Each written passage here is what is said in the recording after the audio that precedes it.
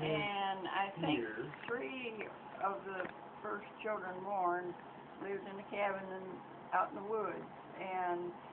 the Indians used to come and roll up in blankets and sleep around the fireplace, and Grandma let them do that. And sometime during that time, my mother was sick, but Uncle George was very sick, and I think it was probably polio because his legs were drawn up, and he was very sick. So the Indians came and took Grandma out in the woods and showed her what the various herbs and weeds to pick,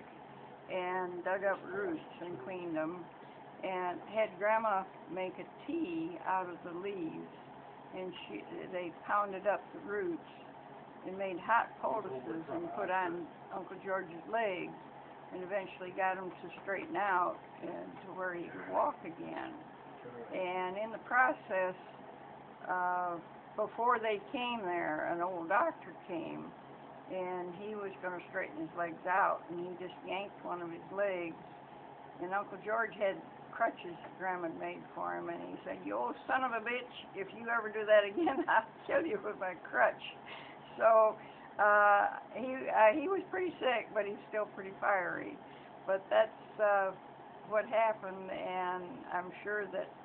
he either wouldn't have lived, or if he did live, he would have been crippled if it hadn't been for the Indians. That's it.